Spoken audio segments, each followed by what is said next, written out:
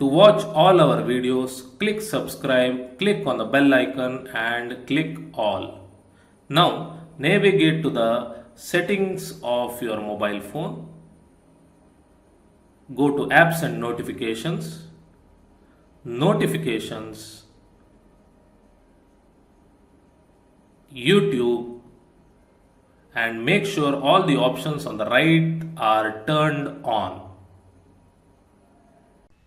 Hello and welcome.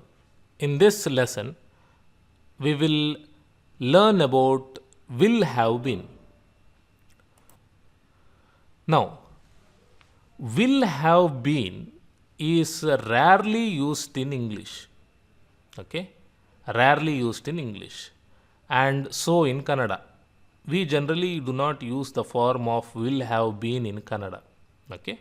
So I'm going to take very less time to explain you what it means. Just for the sake of completion, I'm going to explain you the usage of will have been. Alright? I will have been is iruttene, or the sentence, English sentence which has I will have been will end with iruttene in Kannada. We will have been is irutteve, irutteve. You will have been is irutti, irutti. They will have been is iruttare, iruttare. He will have been is iruttane, iruttane. She will have been is iruttale, iruttale. It will have been is irutte, irutte. And while we want to, or when we want to give the meaning of will have been, we have to use ta. And ta is added for verbs. Alright? Now let us see few examples and try to figure it out. I will have been working tomorrow afternoon. I will have been working tomorrow afternoon. Okay, generally we do not speak like this, right? But then it is one form of a tense and so we have to learn it. ನಾನು ನಾಳೆ ಮಧ್ಯಾಹ್ನ ಕೆಲಸ ಮಾಡುತ್ತಾ ಇರುತ್ತೇನೆ. ನಾನು ನಾಳೆ ಮಧ್ಯಾಹ್ನ ಕೆಲಸ ಮಾಡುತ್ತಾ ಇರುತ್ತೇನೆ. Alright? Iruttene is used because we have I will have been working. Okay, I will have been is used in English. Not working, I will have been is used in English. Alright? ನಾನು I ನಾಳೆ tomorrow ಮಧ್ಯಾಹ್ನ afternoon ಕೆಲಸ work ಕೆಲಸ ಮಾಡು do work or working, but we have to add ta for verbs. So madutta, madutta. Iruttene, iruttene. Will have been, will have been. Okay? ನಾನು ನಾಳೆ ಮಧ್ಯಾಹ್ನ ಕೆಲಸ ಮಾಡುತ್ತಾ ಇರುತ್ತೇನೆ. Okay? He will have been reading from 5 to 6 p.m. tomorrow. He will have been reading from 5 to 6 p.m. tomorrow. ಅವನು ನಾಳೆ 5ರಿಂದ 6 ಗಂಟೆ ತನಕ ಓದುತ್ತಾ ಇರುತ್ತಾನೆ. ಅವನು ನಾಳೆ 5ರಿಂದ 6 ಗಂಟೆ ತನಕ ಓದುತ್ತಾ ಇರುತ್ತಾನೆ. Alright? ಇರುತ್ತಾನೆ is used because we have he will have been in the English sentence. Okay? ಅವನು he ನಾಳೆ tomorrow 5ರಿಂದ from 5 6 ಗಂಟೆ ತನಕ to 6 p.m. ಓದುತ್ತಾ read ಓದು ಓದುತ್ತಾ we have to add ta to give the meaning of ing.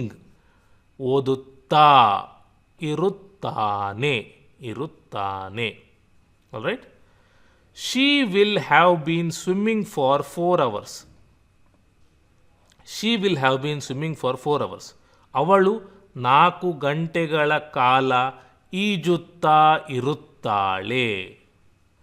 ಅವಳು 4 ಗಂಟೆಗಳ ಕಾಲ ಈಜುತ್ತಾ ಇರುತ್ತಾಳೆ.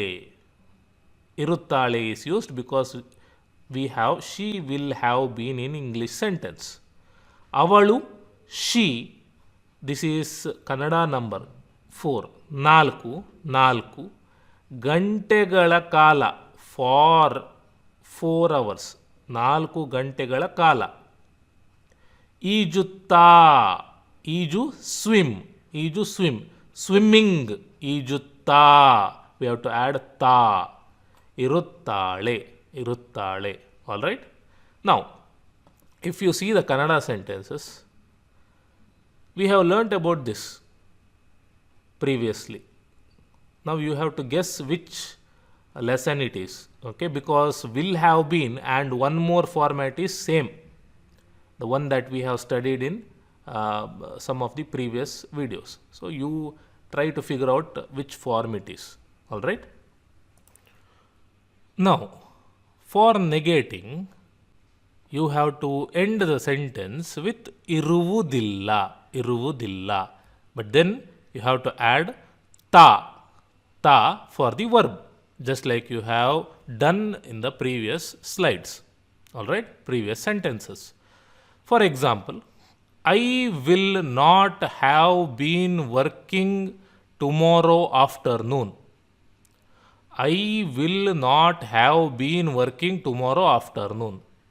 ನಾನು ನಾಳೆ ಮಧ್ಯಾಹ್ನ ಕೆಲಸ ಮಾಡುತ್ತಾ ಇರುವುದಿಲ್ಲ.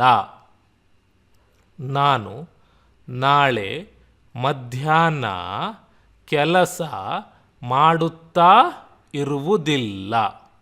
All right. ಸೊ ಇರುವುದಿಲ್ಲ must be at the end. Okay, but you have to add ta for the verb. He will not have been reading from 5 to 6 p.m. tomorrow. He will not have been reading from 5 to 6 p.m. tomorrow. ಅವನು ನಾಳೆ 5ರಿಂದ 6 ಗಂಟೆ ತನಕ ಓದುತ್ತಾ ಇರುವುದಿಲ್ಲ. ಅವನು ನಾಳೆ 5ರಿಂದ 6 ಗಂಟೆ ತನಕ ಓದುತ್ತಾ ಇರುವುದಿಲ್ಲ. All right. ಇರುವುದಿಲ್ಲ at the end. ಓದು means read. ಓದುತ್ತಾ, reading continuously it is happening. Okay, so ಓದುತ್ತಾ ಇರುವುದಿಲ್ಲ, negating. ಅವನು he ನಾಳೆ tomorrow 5ರಿಂದ means from 5 5ರಿಂದ 6 to 6 from 5 to 6 pm is related to time, right? So gante means actually hour, hour, hour. 6 ಗಂಟೆ ತನಕ, 2 means ತನಕ. 5ರಿಂದ from 5 6 pm ಗಂಟೆ to ತನಕ. Okay, from 5 to 6 pm 5ರಿಂದ 6 ಗಂಟೆ ತನಕ ಓದುತ್ತಾ ಇರುವುದಿಲ್ಲ. Okay. She will not have been swimming for 4 hours. She will not have been swimming for 4 hours. ಅವಳು 4 ಗಂಟೆಗಳ ಕಾಲ ಈಜುತ್ತಾ ಇರುವುದಿಲ್ಲ. ಅವಳು 4 ಗಂಟೆಗಳ ಕಾಲ ಈಜುತ್ತಾ ಇರುವುದಿಲ್ಲ. ಇರುವುದಿಲ್ಲ must come at the end. ಈಜು swim, ಈಜುತ್ತಾ swimming, it is happening. ಈಜುತ್ತಾ ಇರುವುದಿಲ್ಲ. All right. Now go ahead and practice with other sentences. All right. Now, we have completed all about the tenses. Okay. Present tense, past, future. Present continuous, present perfect, present perfect continuous, present indefinite. Past continuous, past perfect continuous, and past indefinite. Future continuous, future perfect continuous, and future indefinite. So we have completed all these things, and after a few lessons there will be practice lessons to get you a grip of the tenses. Okay, so follow along the videos and do watch the practice lessons. All right, click subscribe, click on the bell icon and click on all to get notified when we post a new video.